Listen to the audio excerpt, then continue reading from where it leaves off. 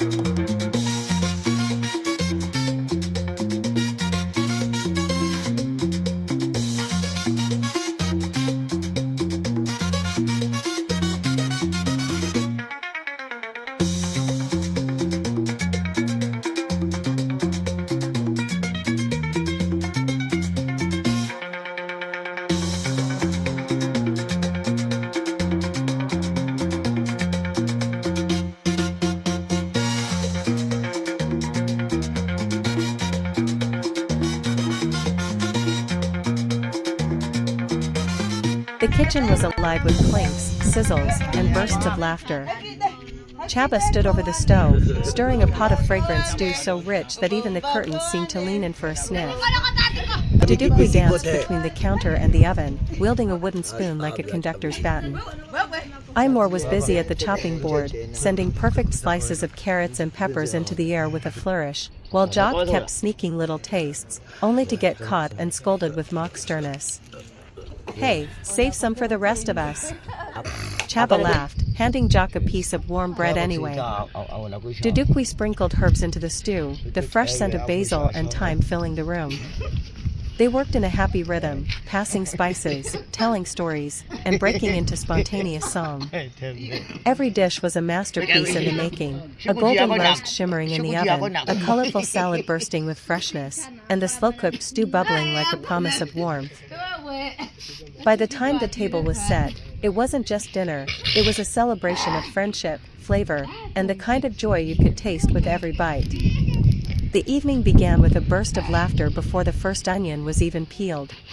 Chaba, wearing an apron that said "Queen of the Kitchen" in faded gold letters, clutched a wooden spoon like a royal scepter. Dudukwi was already swaying to the beat of the radio, humming an old tune as he set a basket of vegetables on the counter. Tonight, Dudukwi declared, "We are not just making dinner, we are making history." Imor raised an eyebrow. "History that smells like garlic, I hope." "Garlic, joy, and just a little bit of chaos," Jock added, already sneaking a grape tomato from the bowl. The kitchen quickly became a stage. Chaba chopped onions with the precision of a surgeon, though she kept having to pause to wipe tears from her eyes, half from the onions, half from the ridiculous jokes Dudukwi was telling. Imor, ever the perfectionist, arranged sliced peppers into neat rainbow-colored piles, while Jock decided the cheese platter needed sampling, for safety reasons. The stew was the crown jewel. Chaba stirred it slowly, letting the rich aroma of cumin and paprika fill every corner of the room. Dudukwi, pretending to be a food critic, would lean over and sniff dramatically before nodding like a man who had just tasted heaven. But the real magic happened when they started layering flavors together.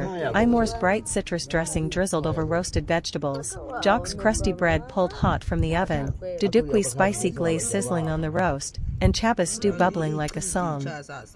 They moved in harmony, passing utensils, sharing sips of wine, and stealing bites off each other's plates. Someone would tell a story, someone else would burst into song, and the whole room would roar with laughter. At one point, Dudukwi tried to teach everyone a little kitchen dance. Half salsa, half "Don't Drop the Soup," and it became impossible to stir without.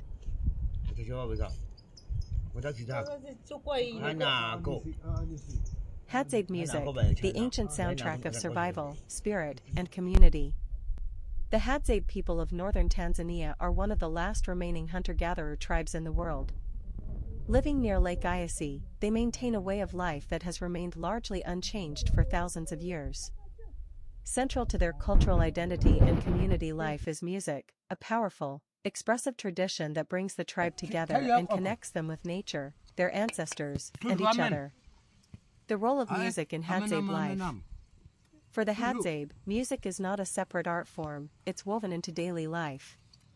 Unlike modern societies where music may be confined to concerts, recordings, or entertainment venues, Hadza music is functional, spiritual, and communal. It is not performed in the conventional sense, it is experienced and lived, often spontaneously. Music is used for celebration, after a successful hunt or community gathering. Storytelling. Passing down tribal stories, myths, and history through song. Rituals and ceremonies, including rites of passage, healing dances, initiation, and weddings. Bonding and play, around the campfire in the evening, singing, clapping, and dancing. Spiritual connection, songs are often directed toward spirits of the forest, ancestors, or used in rainmaking rituals. Instruments, rhythm from the earth. Most Hadza music is vocal and percussive, made using the body and natural instruments. Instruments are few but deeply symbolic and effective. Drums, often crafted from hollowed logs and animal skins. Used for rhythm in group dances and ceremonies. Gourds and shakers, filled with seeds or pebbles to create percussive textures. Hand clapping and body stomping, a fundamental part of rhythm making, often performed by everyone present. Wooden flutes and bows, rare but used occasionally for melodic lines, sometimes mimicking bird calls or forest sounds. Despite the simplicity of tools, the music is rich, layered, and emotionally resonant, creating an immersive experience that resonates through the open bush. Music is oral tradition and education. In the absence of written language or reported archives, music is the Hadza's living memory. Songs serve as oral textbooks, teaching how to track animals, what plants are edible or medicinal, tribal history and legends, behavioral codes and social expectations. Children learn by watching and participating, absorbing rhythm, language, and cultural meaning from a young age. This ensures that traditional knowledge is passed from one generation to the next in an engaging and unforgettable way. Dance, the movement of spirit and joy. Hadza music is almost always accompanied by dance. It is not choreographed but rather intuitive, flowing with the rhythm of the drums and the song. Dance reinforces unity. Everyone joins in, elders, women, children. Energy release. After a long hunt or ceremony. Spiritual engagement, used in trance or healing rituals. The atmosphere during. Dental click, similar to tisk tisk, disapproval sound. Lateral click, like urging a horse to move, tisk tsk, but more side tongue. Alveolar click, a sharp pop made with the tongue against the roof of the mouth. Palatal click, a more complex, tongue-curling sound. These clicks are fully integrated into words and names, not added for emphasis or rhythm. That means a name like Ghana or Zoni includes click consonants as essential building blocks, just as English names have vowels and consonants. A linguistic mystery. The Hadza language is one of the most enigmatic and isolated on Earth. It's classified as a language isolate, which means it has no confirmed relation to any other language family. Though it shares the use of click sounds with Khoisan languages, mainly found in southern Africa, linguistic studies have shown that Hadza developed its click-based system independently. This has fascinated researchers and anthropologists for decades. The fact that the Hadza language has survived millennia without writing, and that it's only spoken by around 1,200 to 1,500 people, makes it a living linguistic fossil, a window into early human speech patterns. Names with clicks, identity through sound. In Hadza culture, names are deeply tied to identity, environment, and ancestry. Many Hadza names are impossible to write accurately in the Roman alphabet because of these clicks, which means their true pronunciation can only be learned by hearing and mimicking it from native speakers. For example, a man's name might be Kuda, with an alveolar click at the beginning. A woman's name might be Noma, starting with a lateral click. These are not nicknames or special terms, they are formal, everyday names used in introductions, storytelling, and ceremonies. To a Hadza person, these sounds are second nature, but for outsiders, they require careful listening, practice, and respect. Mispronouncing a click in a name can change its meaning entirely, or make it incomprehensible. Why it matters. Preserving the Hadza language and its clicking names is not just a matter of academic interest, it's a vital part of protecting indigenous identity, cultural sovereignty, and human linguistic heritage. In a world where thousands of languages are going extinct due to globalization and assimilation, the Hadza language stands as a symbol of resilience and continuity. Their click-based names and spoken traditions represent an unbroken line to some of the earliest human communication systems. A living link to our origins. Some anthropologists believe that click languages like Hadza may be among the oldest spoken languages on Earth, potentially dating back to the time of the first modern humans in East Africa. That makes every name, every conversation, and every Hadza story told in their native language a living echo of our human roots.